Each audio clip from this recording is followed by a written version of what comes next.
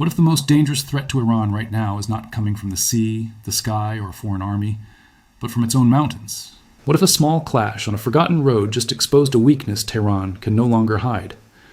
Before we go deeper, do one quick thing for me.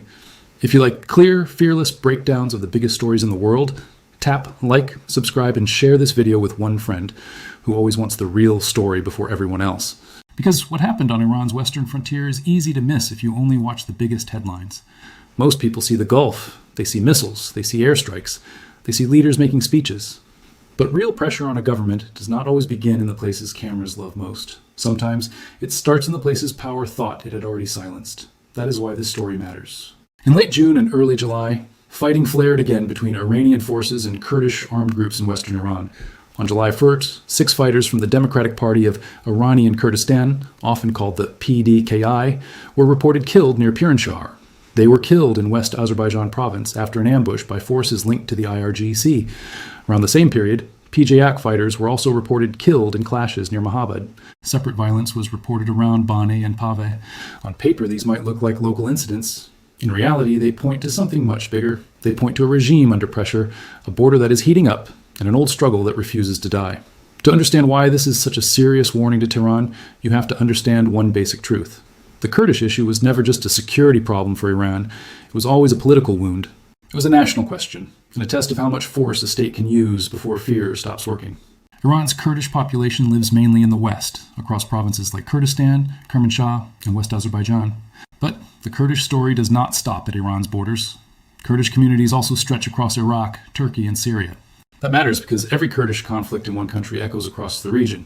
Every protest, every crackdown, every armed clash, every funeral, every promise of autonomy travels. And for decades, Tehran believed it knew how to manage this by keeping the groups divided. They would strike their bases when needed and pressure Iraq and the Kurdistan regional government. They would arrest activists, watch the border, and use overwhelming force early so wider rebellion never gets the chance to breathe. For a long time, that strategy worked well enough. But then, 2026 changed the mood of the whole region. When the United States and Israel launched their massive operation against Iran on February 28th, the map of pressure changed overnight. Iran was suddenly trying to manage external war, internal fear, military losses, political shock, and growing uncertainty all at once. And in moments like that, old fault lines do not disappear. They open. That is exactly what makes the Kurdish front so important. During the war, Iran carried out repeated drone and missile strikes on Iranian Kurdish opposition groups based across the border in Iraqi Kurdistan. Reports from Carnegie, The Washington Post, and Kurdish outlets described a tense period when some in Washington and Israel explored options. They explored whether Iranian Kurdish factions could be used to create more pressure from inside Iran. There were reports of outreach, promises, and discussion of support, but the bigger offensive many feared or hoped for never came. And that may be the most important part of this entire story. The Kurds were once again left in a gray zone, encouraged by outside powers, talked about as useful pressure, then left to face the consequences, mostly alone. If you know Kurdish history, that pattern is painfully familiar. Again and again, Kurdish fighters across the region have been treated like temporary partners in someone else's strategy. They are praised when they bleed for a larger goal. They are discussed as brave, useful, strategic, even heroic. But when the bigger powers change their minds, the support often fades first, while the danger stays behind. That history matters because it shapes how today's clashes should be read. The warning to Iran was not, "We have a giant army coming." The warning was something more stubborn. It was, even after pressure, airstrikes, assassinations, diplomacy, and abandonment, we are still here. And for a government like Iran's, that kind of message is deeply dangerous. Why? Because states do not only fear strong enemies, they fear enemies who survive. They fear movements that can lose support, lose ground, lose leaders, and still keep fighting. They fear people who have already adjusted to pain because pain no longer works as a final answer. That is why even limited Kurdish operations inside Iranian territory carry political weight far beyond their size. Let us be clear about something. No serious analyst believes a few thousand fighters can simply march in and overthrow the state by themselves. Iran still has major security forces, the IRGC, intelligence networks, border units, and deep experience in repression. The balance of force is still heavily in Tehran's favor, but raw numbers do not tell the whole story in insurgencies. What matters is location, timing, symbolism, perception, recruitment, narrative, confidence, fear. If a regime looks strong, many people stay quiet. If a regime starts to look distracted, wounded, or uncertain, people think differently. They test limits, They whisper more boldly, they record more videos, they hide fewer opinions. Fighters move a little farther, support networks grow a little faster. One clash becomes 3, one funeral becomes a statement, one rumor becomes a recruitment tool. That is the real danger for Tehran. The latest violence came at a moment when Iran is already trying to prove it still controls the pace of events after the war. And that is not easy when your enemies, your own population, and the wider world are all watching for signs of weakness. Think about how these clashes looked from Tehran. Not just 6 dead fighters near Piranshahr, not just 4 PJAK fighters killed after a clash near Mahabad or incidents around Baneh and Paveh, but a pattern, a spread, multiple flashpoints, different groups, different local dynamics, different messages, all feeding one larger idea. The West is not quiet. And when the West is not quiet, Iran has to spend attention there. Attention is a resource. Troops are a resource. Political calm is a resource. The image of control is a resource. And right now, Tehran cannot afford to waste any of them. Here is where the emotional core of this story gets even sharper. For the Kurdish side, these clashes are not only military events, they are also about memory. Families in these regions do not experience this as some brand new conflict. They experience it as one more chapter in a long chain of repression, resistance, and broken expectations. Many have lived through arrests, executions, shelling, displacement, exile, and the constant feeling that lives become visible only when blood is fresh. So when fighters keep moving after outside support fades, they are not just making a battlefield choice. They are making a moral one. They are saying the struggle is bigger than one deal or news cycle. That does not make every strategy wise. It does not guarantee success, but it does explain endurance. And endurance is exactly what turns a local problem into a long-term threat. There is another layer here that makes this even heavier. In places like this, memory does not live in books alone. It lives in kitchens. It lives in stories told after funerals. It lives in the names parents still lower their voices to say.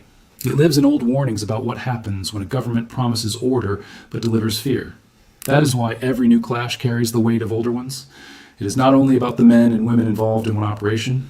It is about whether a whole community believes history is trapping them again. And once a community starts to feel that way, state power has a harder job. It is no longer facing just armed cells. It is facing emotion, memory, pride, grief, and the belief that silence has already been tried and failed. That does not mean everyone joins the fight. It means the fight keeps finding social oxygen.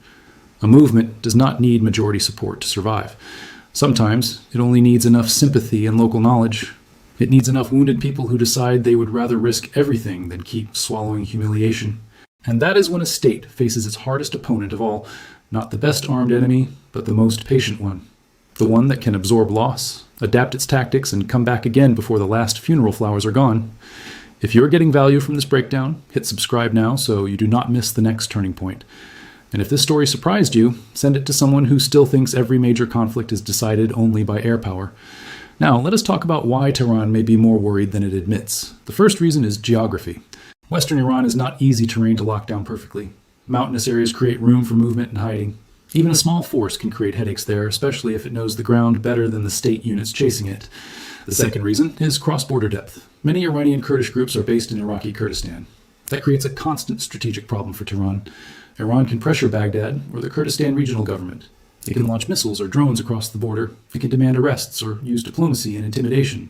But none of that creates perfect control. It only creates friction. And friction is enough to keep these groups alive. The third reason is political timing. These clashes came after a period when Iran had already been rocked by war and leadership shock. Even if Tehran wins every firefight, it still loses something if the image of full control is gone. Governments built partly on fear have to perform certainty. They have to look inevitable and make resistance look pointless. But what if resistance no longer looks pointless? That question is poison for a system like this. The fourth reason is contagion. No, not every Kurdish clash will trigger a general uprising, but every successful act of resistance sends a message to others inside Iran. Baluch groups, Arab activists, and dissidents watch. Students, families of prisoners, and people with no sympathy for armed struggle may still notice the state is being challenged. And once people believe a government can be challenged, the political weather changes. It means unpredictability is rising. The fifth reason is the Kurdish question itself. Tehran is not dealing with one simple organization it can crush. It is dealing with a broad identity, spread across borders and shaped by shared grievances. That makes total resolution almost impossible. You can kill fighters, hit camps, and issue warrants. You can pressure neighboring governments and spread fear. But you cannot bomb an identity out of existence. That is what this warning really exposed. Now, to be fair, Iran still has serious options. Tehran can intensify drone and missile strikes on opposition sites in Iraqi Kurdistan or push the 2023 security agreement with Iraq. It can expand surveillance and arrests inside Kurdish areas or carry out targeted killings like the one in Erbil on July 2nd. It can also try to control the story. Iran wants every attack to be seen as foreign-backed terrorism. That framing helps Tehran justify crackdowns at home and pressure abroad. It turns a political issue into a security issue. But the more often Tehran has to repeat that line, the more it may reveal its own anxiety. A confident state says, "We handled it." A worried state says, "Everyone is conspiring against us." There's also another problem for Iran. Too much force can create new fighters. If young Kurds see funerals and bombed camps with no political opening, some will turn toward armed groups. History is full of that pattern. That is why even tactical wins can become strategic losses. Kill a cell, create a story, destroy a base, create anger. Silence one leader, create 10 more who believe moderation is useless.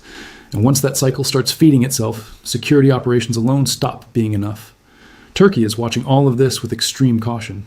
Ankara does not want to see any new Kurdish autonomous momentum. Iraq is also in a hard position. Baghdad does not want its territory used as a launchpad for conflict with Iran. The Kurdistan regional government has to think about its own autonomy and relationship with Kurdish public opinion. And then there is Washington. For the U.S., Kurdish groups are often the partner everyone praises, then hesitates over in policy. Kurdish leaders have learned the hard way that survival cannot depend only on promises from faraway capitals. Imagine being told, your moment may have come, then the air cover never comes. Imagine the silence after the excitement. What does that do to a movement? For some, it destroys hope, but for others, it burns away illusion. That is why the latest warning matters. It suggests some fighters have moved into a phase of self-reliance. So what happens next? There are a few realistic paths, including a harsher containment campaign by Iran. The second path is low-level insurgency that spreads in frequency. For Tehran, slow instability drains energy. The third path is political tightening inside Iraqi Kurdistan if Baghdad and the KRG restrict movement. The fourth path is renewed regional war where Kurdish groups could become part of a larger strategic picture. The fifth path is a symbolic snowball, a growing belief that the Iranian state can be pressured from several directions at once. Belief changes behavior. Behavior changes events. Events change history. A government that just went through major war does not want old internal fronts getting louder. Instead, this one sent a message with gunfire. It challenged the basic script powerful states write about insurgencies.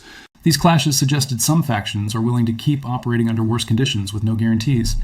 If you want more deep stories like this, press like, subscribe, and share this video now. The real power of these fighters may lie in forcing the regime to keep proving control instead of simply assuming it. When states are fully dominant, they erase small threats. When a threat becomes sensitive, the state has to answer it. That is already a sign of pressure. And pressure creates mistakes. Mistakes create martyrs. Martyrs create memory.